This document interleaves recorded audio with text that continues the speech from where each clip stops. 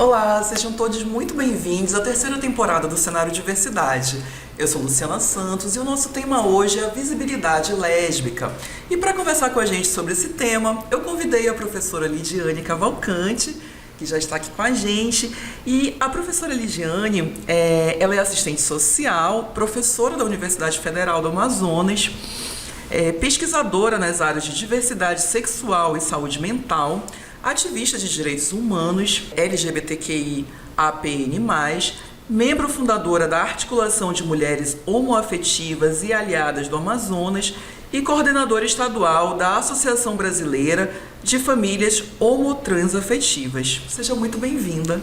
Gratidão a você, Luciana, pelo convite, pela equipe maravilhosa. Eu estou aqui para somar esforços naquilo que for preciso. Ah, que bom. É um tema, né, que merece ser debatido, porque as pessoas têm muitas dúvidas, né, professora? Inclusive sobre essa questão do que é a orientação sexual e a identidade de gênero.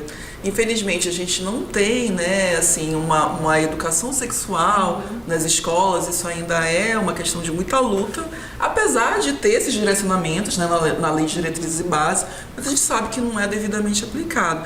Então, eu acho que a gente poderia começar, antes de falar, porque agosto foi o mês da visibilidade, né, lésbica, é um mês muito importante, mas eu acho que de início a gente podia, né, fazer essa diferenciação para situar quem nos assiste.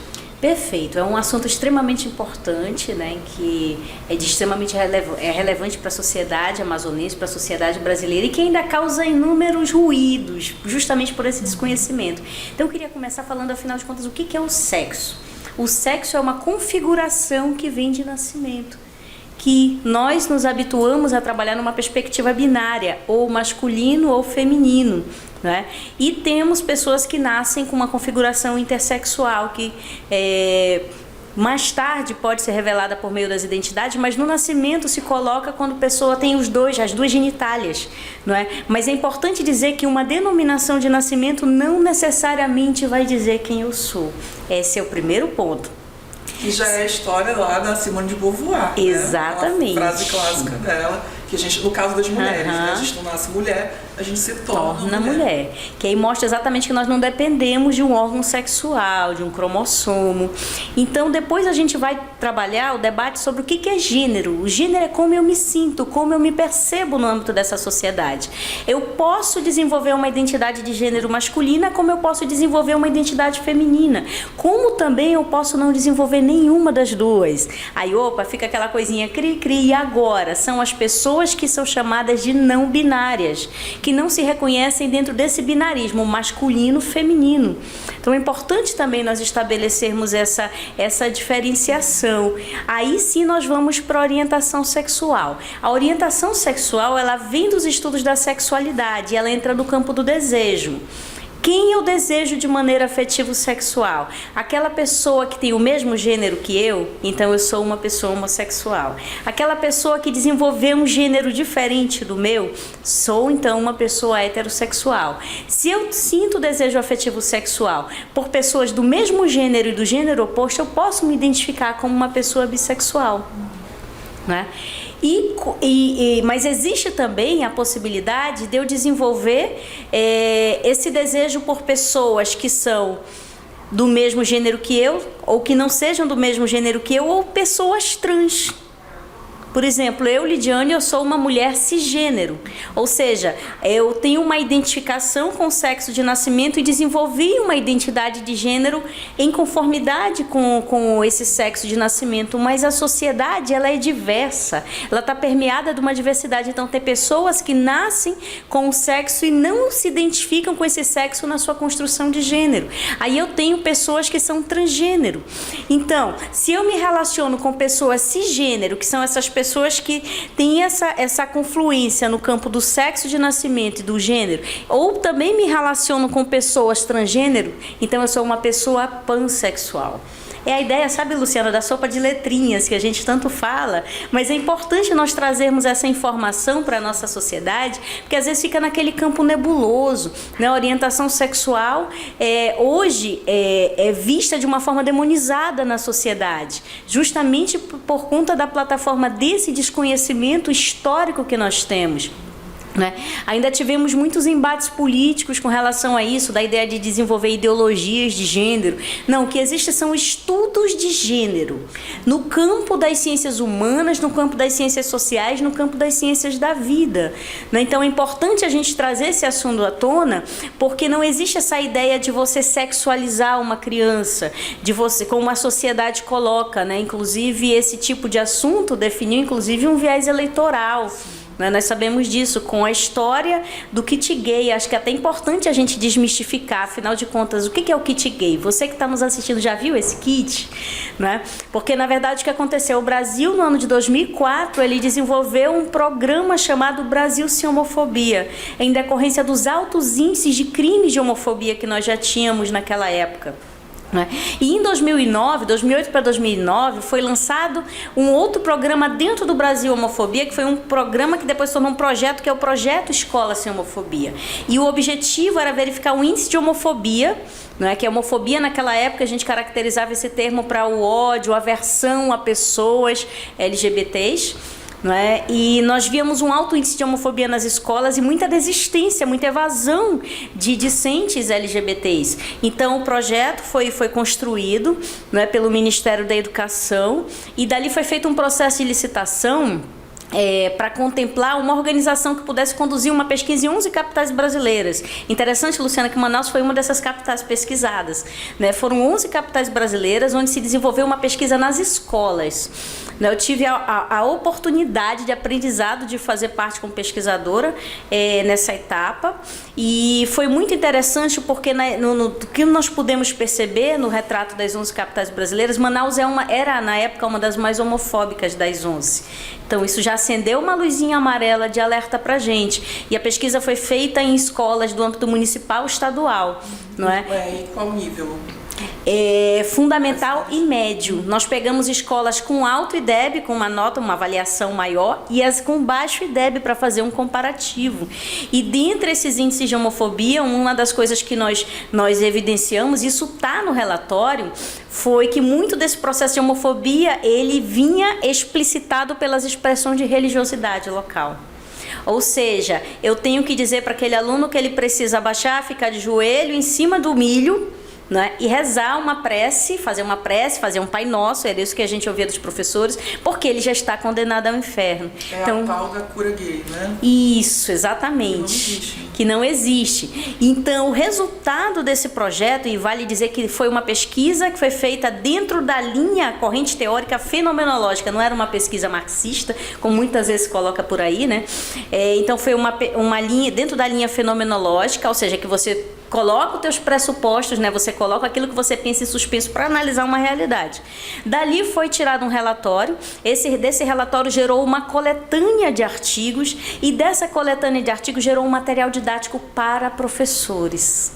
Que é justamente para orientar como eles devem conduzir toda essa situação em sala de aula. Exatamente. E esse material didático até hoje ele aparece na internet, porque a organização que conduziu essa pesquisa chama-se Reprolatina, Saúde Sexual e Reprodutiva, que congregou professores pesquisadores de várias partes do país, E tinha inclusive pesquisadores que faziam parte de outras, já tinham feito parte de outras universidades da América Latina, então uma pesquisa extremamente séria, E o objetivo era fomentar esse material didático para docentes.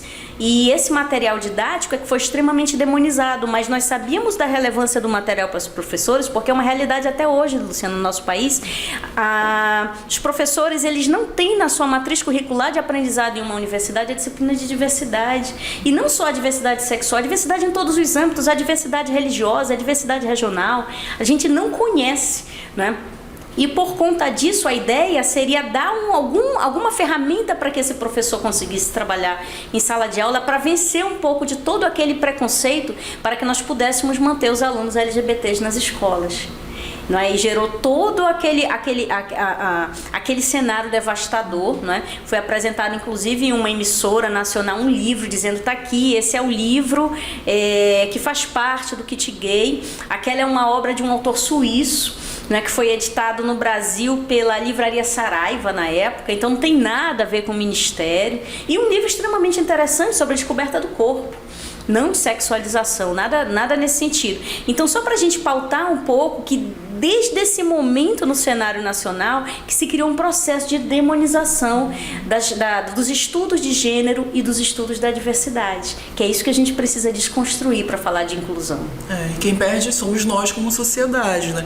E como você falou, a sopa de letrinhas, né, que as pessoas costumam falar, mas assim, cada letrinha dessa é muito importante porque ela representa um segmento, né, da sociedade, e que hoje a gente vai estar focado na letra L, né, das mulheres lésbicas. E aí, Lídia, a gente volta para essa questão de como surgem, né, esses 2 dias, aí o do orgulho lésbico e da visibilidade lésbica, né? E aí eu queria começar contigo falando aí do nosso Stonewall, né, em referência ao que aconteceu lá em Nova York, ao nosso brasileiro, que ocorre em São Paulo, não é isso? Com a proibição ali da venda do fanzine, né, Xana com Xana. E aí, para você que não é dessa geração que lia fanzines, fanzine é uma espécie de jornalzinho, né, feito ali de uma maneira mais artesanal. Exatamente. Então, o movimento LGBT em si lançou essas pequenas tiragens de jornal. Eles começaram a partir de 1978 para 79 com o Lampião da Esquina, que foi feito pelos homens gays. E a partir da década de 80, mais precisamente falando em 1983, nós tivemos a configuração do jornal Xana com Xana, que foi um jornal com um potencial extremamente relevante para a sociedade daquela época, para mostrar notícias, para mostrar inclusive casos de lesbofobia, né, para mostrar casos de orientação, de divulgação de literatura, produção cinematográfica. Então tinha muita coisa em jogo, né?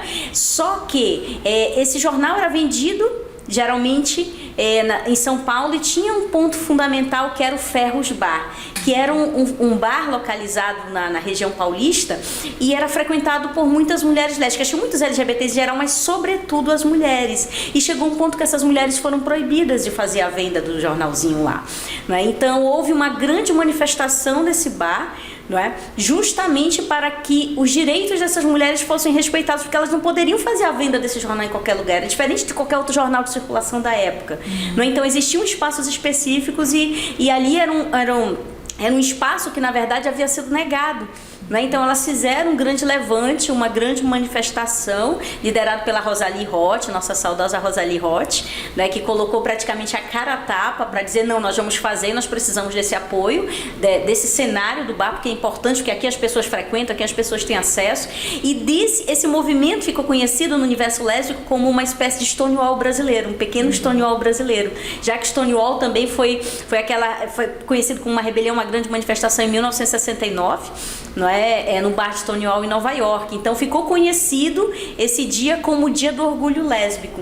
E assim, coincidências ou não, que meio que a gente não acredita em coincidências, né? A própria Rosalie Roth, ela desencarna exatamente no dia 19 de agosto, só que já em 2003. Então aquela data ficou marcada como data do orgulho lésbico. E de onde vem então o dia 29? Do mesmo mês, que é o mês de agosto. O dia 29 já é reconhecido como o Dia Nacional da Visibilidade Lésbica. O segmento lésbico, por décadas, Luciana, ele ficou visto de uma forma invisibilizada dentro do próprio movimento LGBT.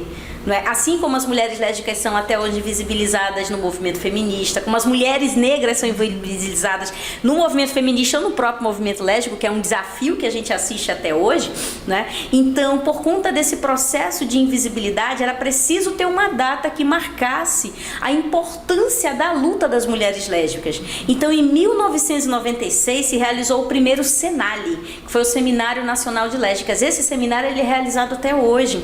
Então, é uma data que marca, olha, essa é a data da nossa visibilidade. E eu queria deixar também para quem está nos assistindo uma terceira data que foi importante para nós, que foi 2008, porque até 2008, até junho de 2008, a sigla era GLBT. Né? É verdade. E hoje o L passou para frente. Por que o L passou para frente? E essa passagem para frente, ela não foi homogênea, ela não foi assim um processo em que o movimento social reconheceu. Isso aconteceu na primeira Conferência Nacional de Políticas Públicas para, na época, GLBT. E na primeira noite de conferência nós conseguimos fazer a mudança da sigla, porque internacionalmente essa mudança já havia acontecido, mas o Brasil, naquele cenário ainda misógino, extremamente patriarcal, não é? Nós tínhamos essa dificuldade, então nós fizemos a mudança na primeira noite da conferência, mas não foi uma questão uníssona dentro do próprio movimento. Muitas pessoas do movimento, isso em nível nacional, diziam, é um absurdo porque os gays chegaram primeiro, para você ver o patamar de misoginia que a gente ainda vive dentro do próprio movimento. Mas conseguimos, eu acho que é importante destacar que o Brasil, Luciana, ele foi o primeiro país do mundo a fazer uma conferência nacional de direitos para a população LGBT.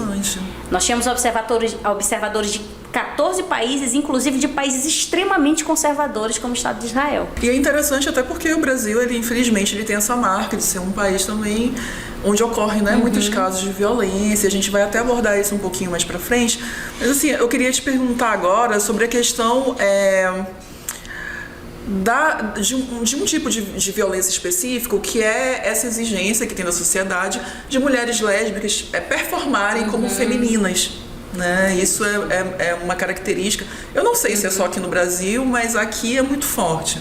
Aqui é muito forte, tem outros países também que isso ainda se configura como muito forte. Nós temos uma ideia, a sociedade, ela entende a ideia de mulher com um determinado padrão. Como alimenta esse padrão para o masculino também, né? Mas para a mulher é muito forte, de que a mulher tem que ser feminina, que ela tem que se maquiar, que ela tem que usar um salto alto, que tem que fazer isso, tem que fazer aquilo. Então existe uma ideia de padrão normativo que desconsidera como nós vivenciamos os nossos corpos.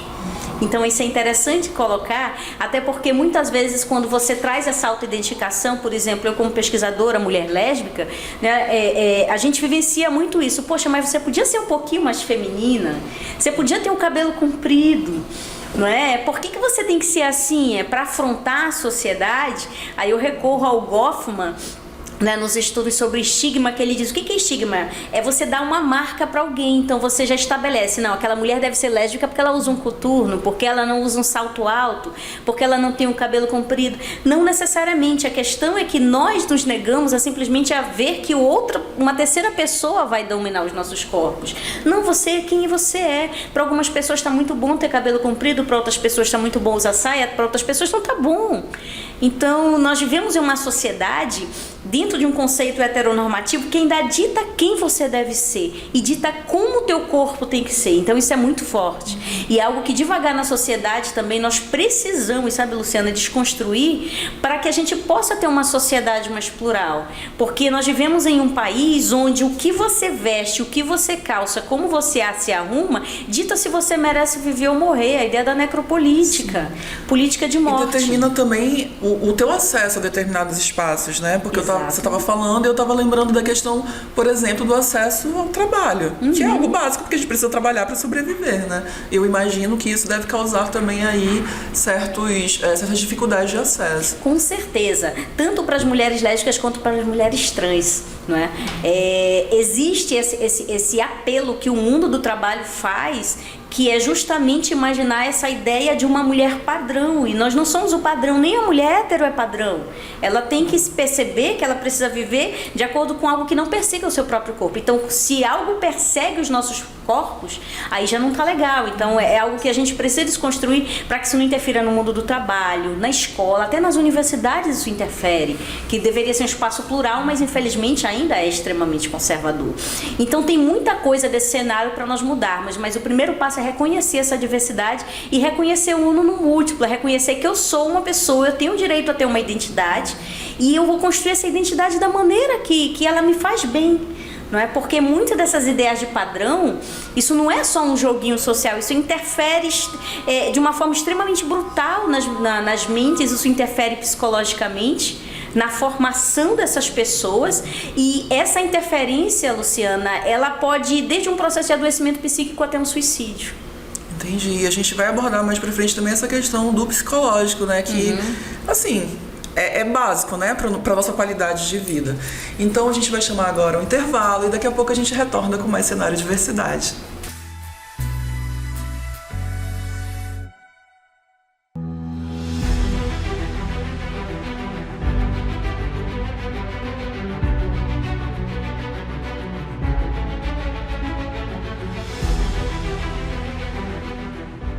Com responsabilidade, jornalismo profissional pautado na técnica, a Rede Cenarium cumpre a missão de falar da Amazônia para o mundo.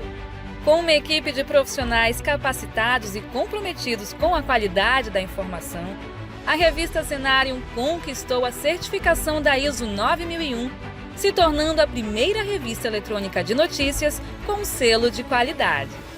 A revista física também possui o selo internacional normalizado para publicações seriadas, o ISSN.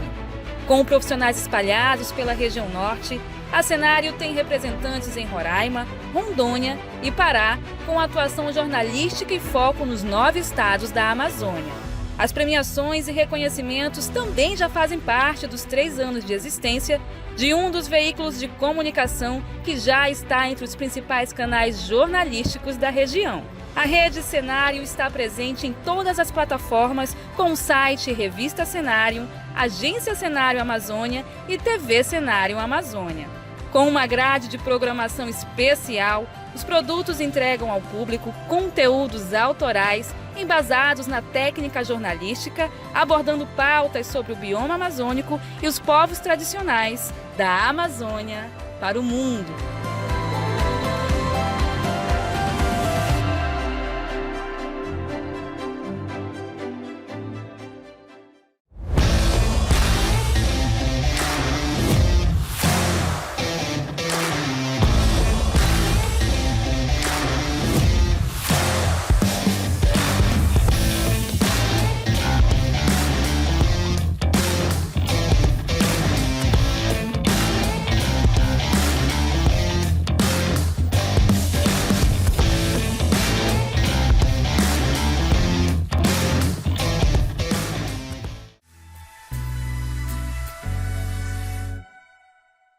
Estamos de volta com o Cenário Diversidade, que hoje recebe a professora Lidiane Cavalcante.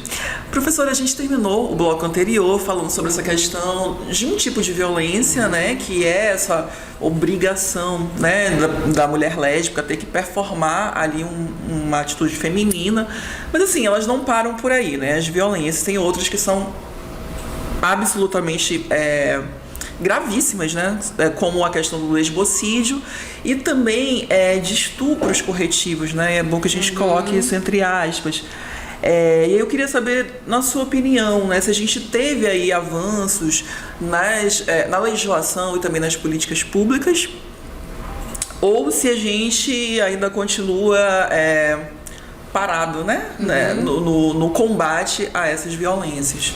Eu acredito que nós tivemos alguns avanços, são importantes de serem destacados, mas a gente faz também algumas críticas, né? Primeiro vamos falar dos avanços. Nós não temos só um cenário devastador, nós temos alguma luzinha de esperança aí no fim desse túnel. Eu acredito que o primeiro grande avanço que nós conseguimos pontuar para nós, mulheres lésbicas, é a própria Lei Maria da Penha, 11.340, porque hoje ela agrega e atende as mulheres independente de orientação sexual, e já existe a perspectiva de além de identidade de gênero. Então isso é um marco, mas isso não significa dizer que a rede de proteção social, as mulheres, está pronta para receber essa mulher lésbica. Não significa dizer que ela está pronta. Nós já tivemos inúmeros desafios, inclusive desenvolvemos várias pesquisas e já deixamos de desenvolver pesquisas também por conta desse cenário, da gente não conseguir identificar essa mulher lésbica procurando uma delegacia de atenção. Tem esse quesito, por exemplo, quando uma mulher sofre uma violência, tem esses dados para depois, inclusive, os pesquisadores poderem utilizar? Isso é um dado muito ínfimo, porque ela chega, ela recebe o atendimento, muitas vezes não se questiona com quem ela se relaciona. Aí está lá no boletim de ocorrência. Contudo, esse dado ele é muito primário, porque muitas vezes não existe o interesse de fazer essa coleta, né? E eu digo isso por inúmeras vezes que a gente já recorreu a esse serviço de proteção justamente para dar embasamento para essas mulheres. Mas as nossas pesquisas, Luciana, elas mostram o seguinte: a mulher não procura a delegacia, ela procura o movimento social para pedir apoio. E quando chega na hora de encarar a situação e até a delegacia, ela não acredita na rede de atenção. Então os dados eles são ínfimos por conta disso, ela não consegue acreditar na rede de atenção. Nós já tivemos a situação de encaminhar mulheres em que chegaram à delegacia e foram atendidas por pessoas que disseram isso aí vai ser colocado como lesão corporal. Não é? E o dia que um homem fizer isso com você, você volta com a gente. Então você vê o despreparo dos profissionais para fazer esse atendimento.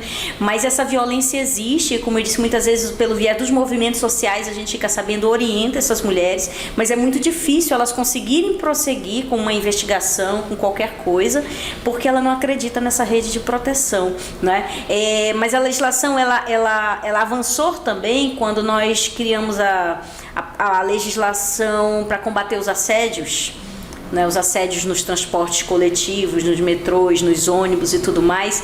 No finalzinho daquela legislação tem 1,5 linha para falar também dos estupros corretivos, porque a sociedade desconhece o que é um estupro corretivo. Um estupro corretivo é quando uma mulher ou uma menina ela é estuprada na tentativa de fazer uma reversão da sua orientação sexual e identidade de gênero.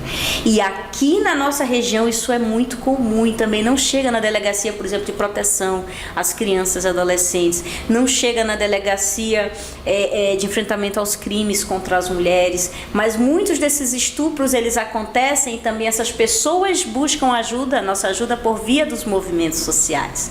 E o que é devastador também, porque são pessoas que têm vergonha da própria condição que estão vivendo, não é? Vergonha de se expor, vergonha do que vai acontecer a partir dali. E o pior, Luciana, muitas vezes na nossa região nós temos uma característica: esses estupradores são da família.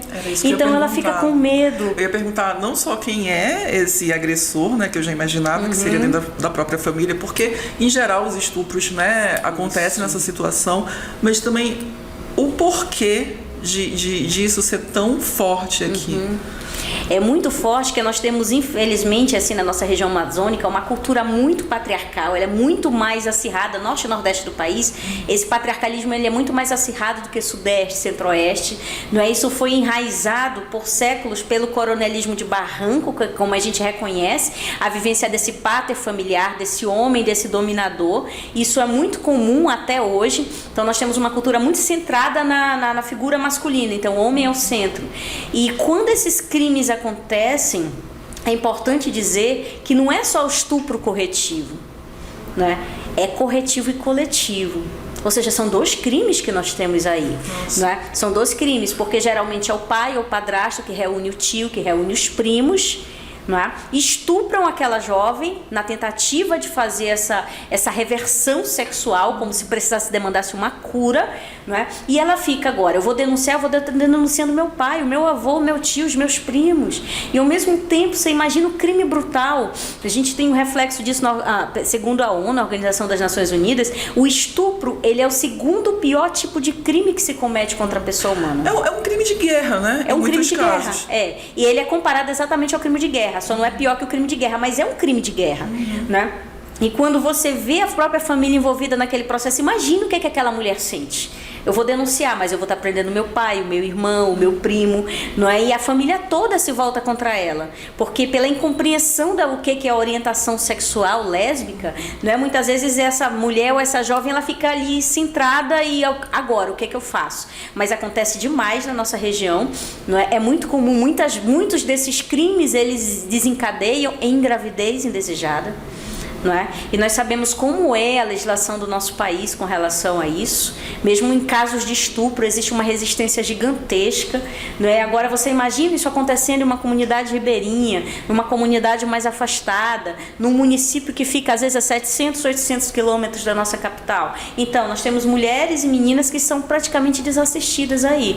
Aí a gente tem um movimento em defesa do direito da criança e adolescente na nossa região que realmente bate duro em cima disso. Inclusive de vez em quando eles nos chamam para fazer essa intervenção. Olha, violência contra a criança não é só aquele estupro que acontece dentro de casa, que já é muito comum historicamente, que a gente rejeita com todas as forças, mas existe o estupro corretivo, que acontece no interior dos lares, não é? E a gente não sabe meio como lidar com isso, e ele é corretivo e quase sempre coletivo. Que absurdo, né? E eu ia justamente lhe perguntar sobre essa questão dos impactos psicológicos né, que acontecem por conta de toda essa situação de uma violência que ela é, na verdade, diária, né? Porque, assim, essas que a gente falou agora são os casos mais graves, mas tem essas microagressões diárias também. Como é que isso reflete na qualidade de vida, né, desse grupo? Sim, isso reflete da maneira mais devastadora possível, infelizmente, né? Os nossos estudos de saúde mental apontam muito isso, mostram que são pessoas que desenvolvem uma série de transtornos mentais. É importante nós dizermos, por exemplo, que nós temos um estudo de base da Universidade de Colômbia, que, por exemplo, as pessoas LGBTs, em si, só por serem LGBTs, elas têm 5 vezes mais chance de desenvolver um suicídio, de morrerem por suicídio, em decorrência da opressão, desse processo de discriminação, de tudo que a sociedade já acarreta. Aí você imagina, se essa pessoa em si já sofre violência, o potencial dela desenvolver um suicídio é maior, tentativas ou ideações suicidas. Então são pessoas que desenvolvem uma série de transtornos mentais, entre eles a depressão recorrente, a depressão persistente, desenvolvem transtorno de pânico, transtorno de ansiedade generalizada, transtorno bipolar de humor, transtorno borderline. Então, assim, existe uma sequência de transtornos que podem ser desenvolvidos e que muitas vezes não são diagnosticados.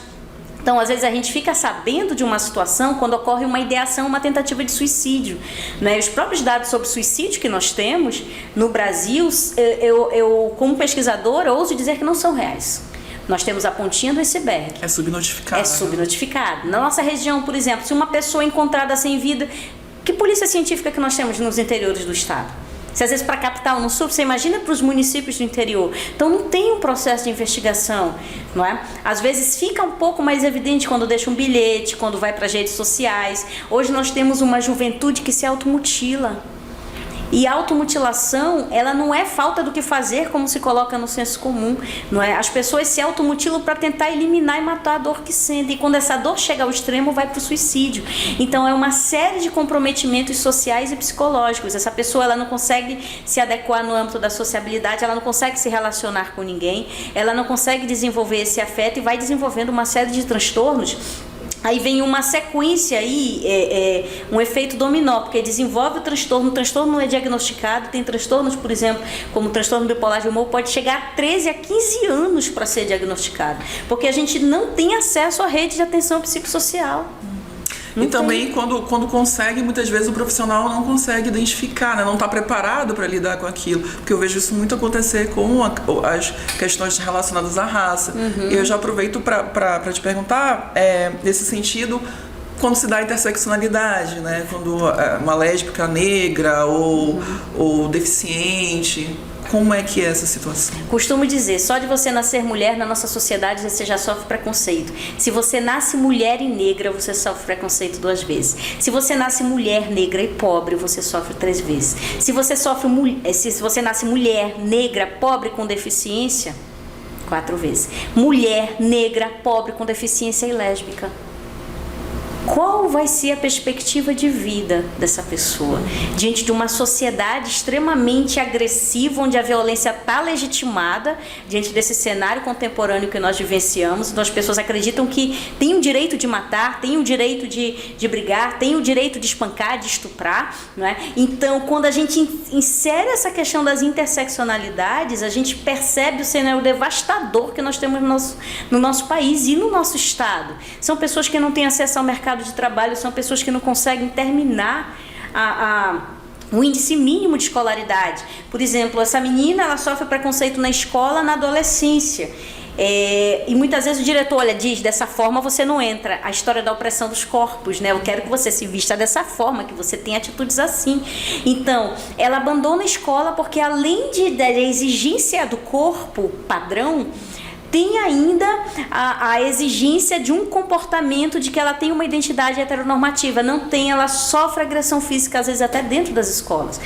O projeto Escola Sem Homofobia mostrou isso. Alunos sendo espancados dentro das escolas e pessoas que estão na gestão diziam, mas tem que apanhar porque é gay, tem que apanhar porque é lésbico. Então você vê a falta de preparo, não é? Então, consequentemente, sai da escola, porque a escola é um lugar que deveria ser libertador e é extremamente opressor.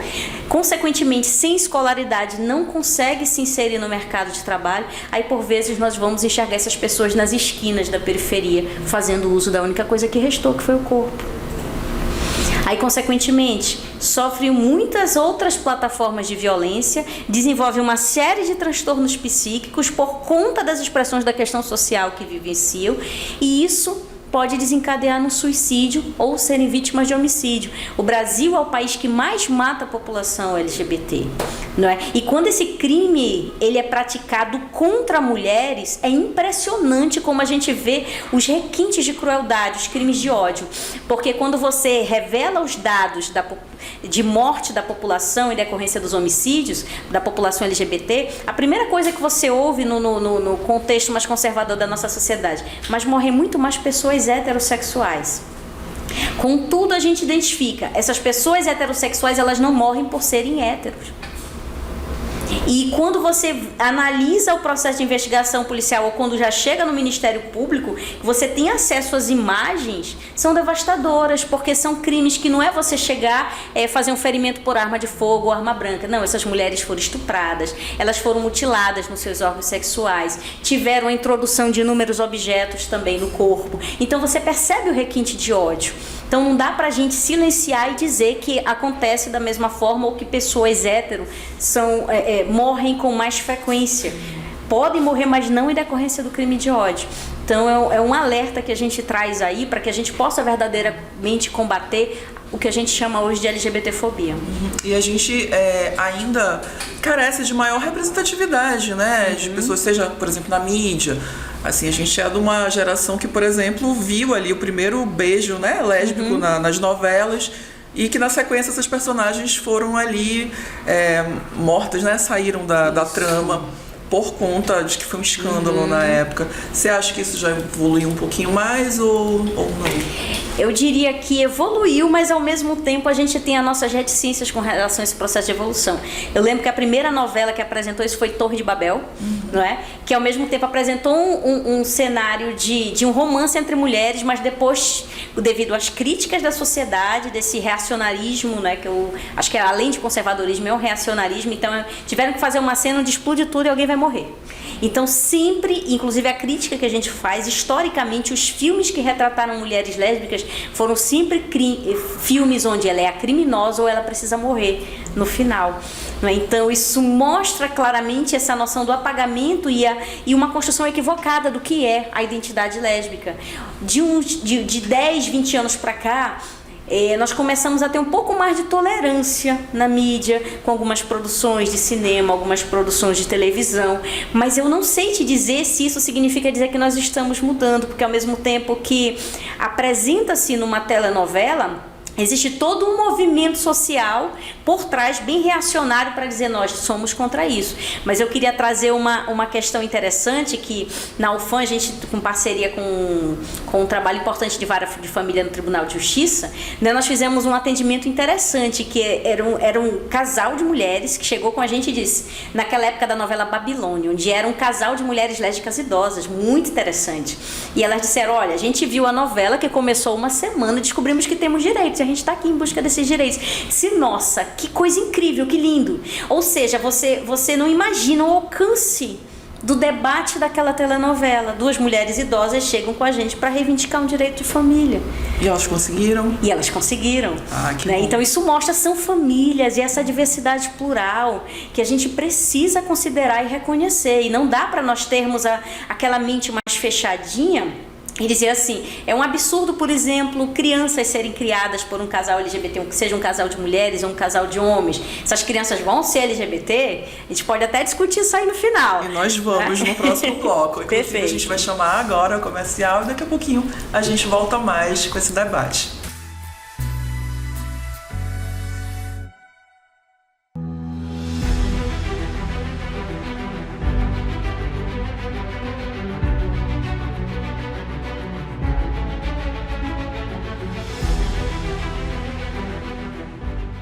Responsabilidade, jornalismo profissional pautado na técnica, a Rede Cenárium cumpre a missão de falar da Amazônia para o mundo.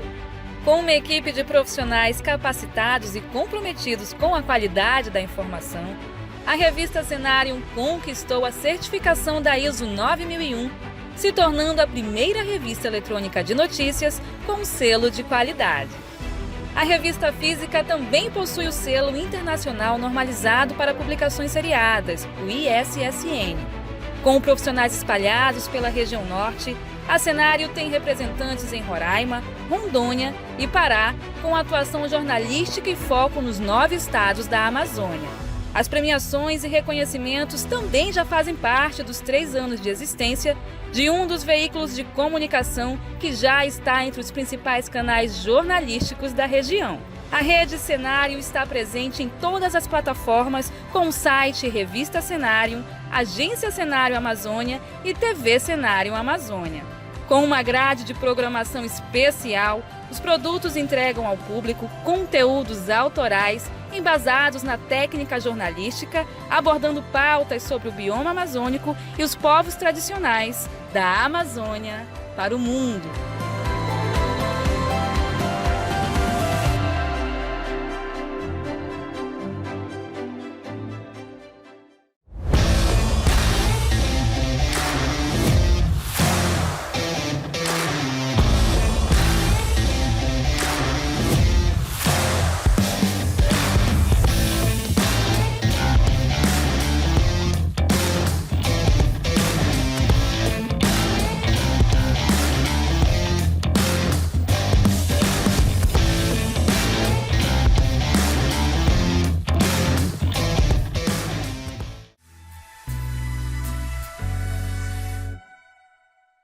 Estamos de volta com o último bloco do programa de hoje e antes de retomar, o meu bate-papo com a professora Lidiane Cavalcante, eu quero te convidar para acessar as redes sociais da Revista Cenário, elas estão aparecendo aqui no vídeo e assim, principalmente reforçar a questão do Instagram, a gente teve uma mudança aí na nossa página e eu te convido para que possa seguir esse novo perfil. E aí, professora, a gente terminou o bloco anterior falando sobre a questão das famílias, A senhora representa aqui uma entidade que é a Associação Brasileira de Famílias Homotransafetivas, E aí, nessa questão de famílias, eu não posso deixar de citar, uma polêmica recente aqui nossa, local, sobre a retirada de um apoio por parte da Prefeitura de Manaus de um evento, de um casamento coletivo que estava sendo organizado pela OAB Amazonas. Então, eu queria saber da senhora, como é que a senhora avalia esse caso e essa onda conservadora no Amazonas. A senhora já falou um pouquinho, mais cedo sobre isso, mas eu queria que a senhora, falasse sobre essa questão local mesmo.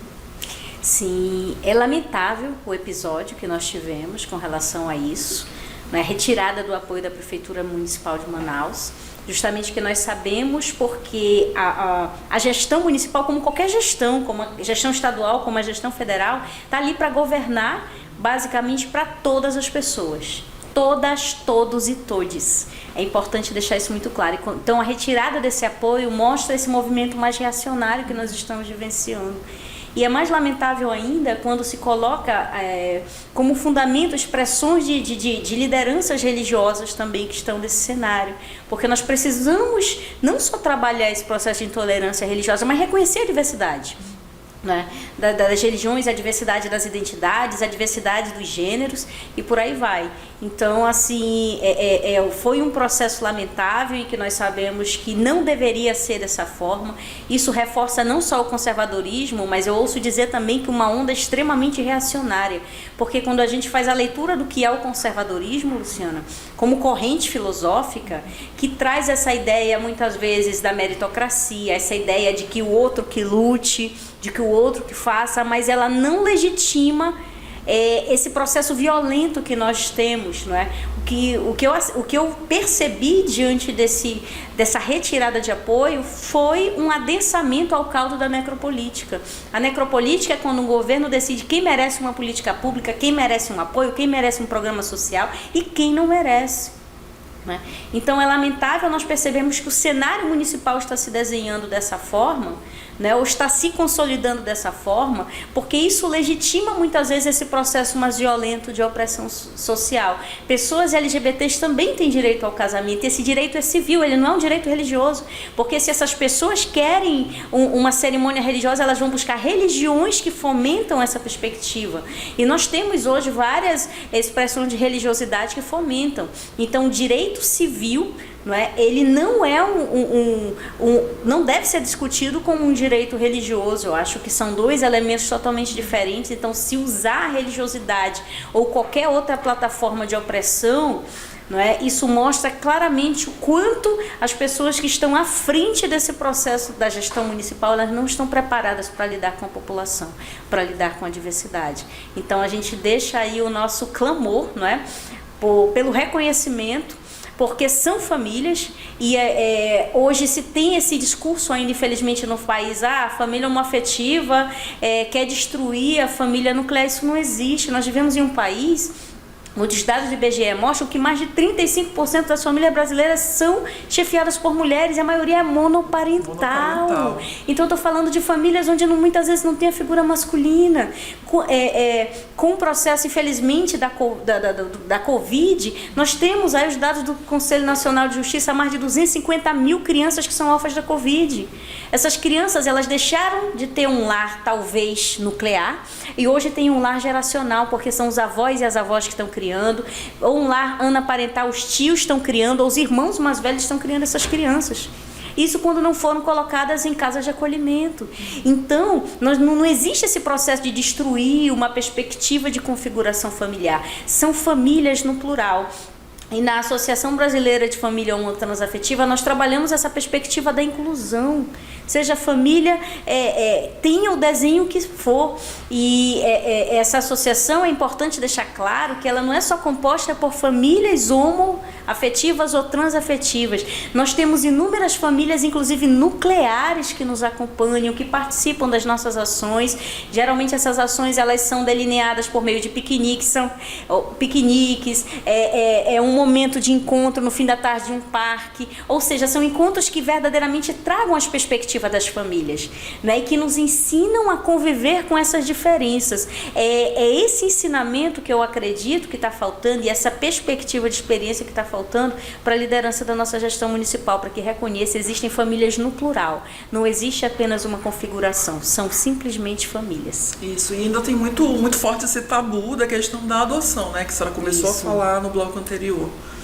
Exatamente, é um tabu gigantesco. Nós temos um judiciário no Brasil como um todo extremamente conservador ainda, e nós temos profissionais da área psicossocial também que alimentam esse conservadorismo, e esse é um desafio. Nós tivemos uma pesquisa que foi realizada na universidade, e que essa pesquisa, na verdade, ela envolveu exatamente profissionais do judiciário e pessoas que disseram assim: olha, se eu for obrigada a atender uma família homoafetiva, eu peço exoneração, mas eu não acompanho um caso desse.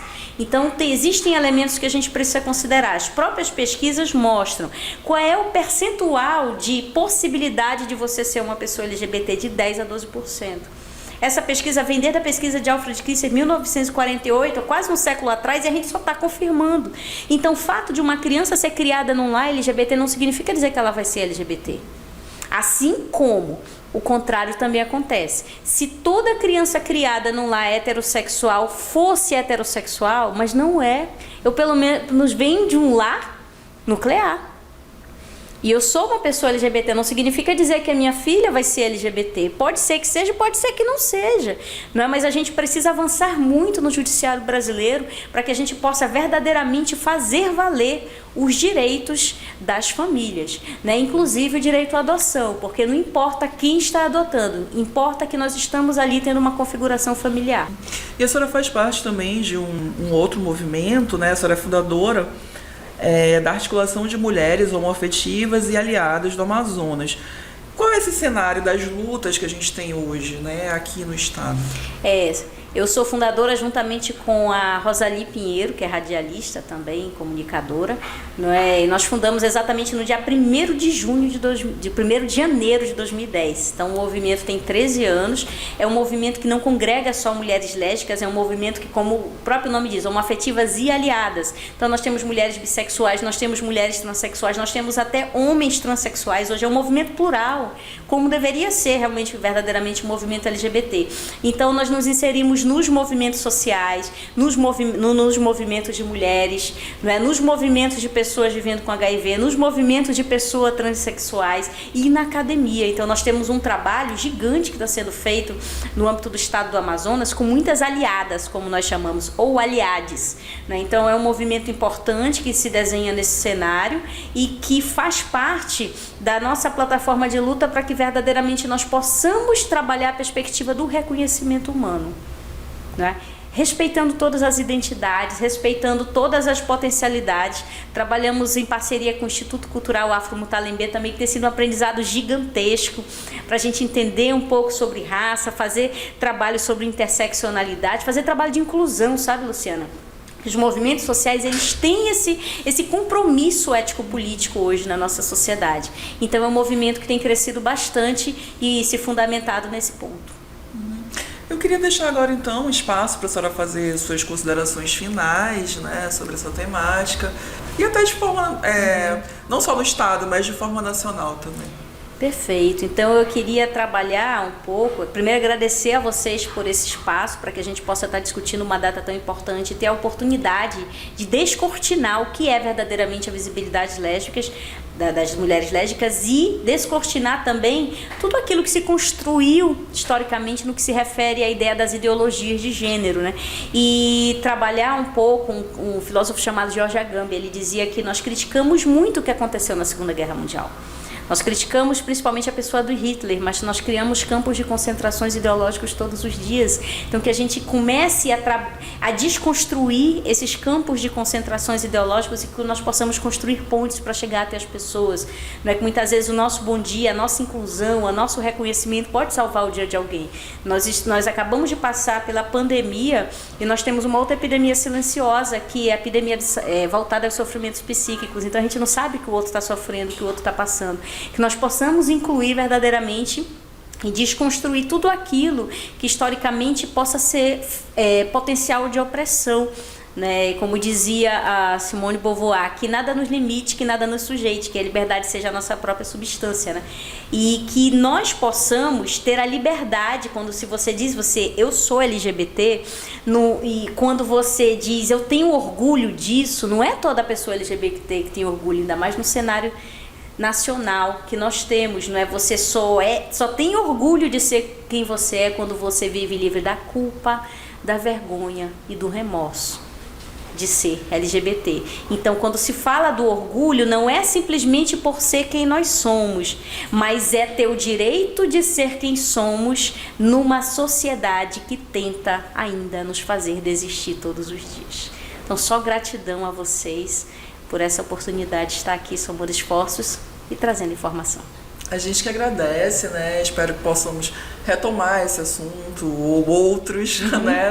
Nesse campo tão vasto da sexualidade, enfim, num outro momento, né? E a gente agradece também a você que nos acompanhou e já deixa o convite, né, para a próxima quarta-feira, às 21 horas, com mais cenário de diversidade. Até lá!